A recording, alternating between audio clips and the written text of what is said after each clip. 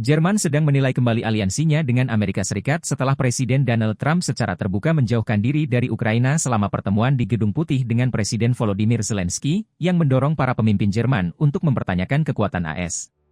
Sebagai tanggapan, Jerman mempertimbangkan untuk memperkuat militernya sendiri dan bekerja lebih erat dengan negara-negara Eropa lainnya untuk memastikan keamanan serta berencana meningkatkan anggaran pertahanan hingga 6,8 kuadriliun rupiah untuk Angkatan Darat mereka Bundeswehr, dan memastikan Jerman dapat mempertahankan diri tanpa terlalu bergantung pada AS. Pergeseran potensial ini terjadi di tengah transisi politik, dengan Friedrich Merz diharapkan menjadi kanselir. Negosiasi koalisi sedang berlangsung antara CDU-CSU dan SPD, di mana diperlukan mayoritas 2/3 suara parlemen untuk investasi militer yang penting tersebut. Tantangan juga akan timbul dari munculnya partai-partai sayap kanan dan sayap kiri seperti AfD dan Partai Kiri.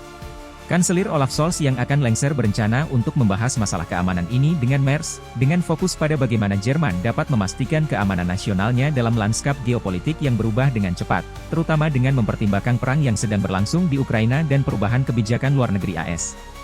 Meskipun langkah ini bertujuan untuk memperkuat keamanan Eropa, namun juga berpotensi menimbulkan risiko. Peningkatan signifikan dalam anggaran pertahanan dapat membebani sumber daya fiskal Jerman, yang kemungkinan menyebabkan tingkat utang yang lebih tinggi dan tantangan ekonomi. Lebih jauh lagi, realokasi dana untuk pertahanan dapat mengakibatkan berkurangnya investasi di bidang-bidang penting lainnya, seperti program sosial dan infrastruktur, yang berdampak pada kesejahteraan domestik dan pertumbuhan ekonomi. Selain itu, langkah tersebut dapat mengubah keseimbangan dalam NATO, yang memengaruhi keterikatan aliansi dan bentuk pertahanan kolektifnya.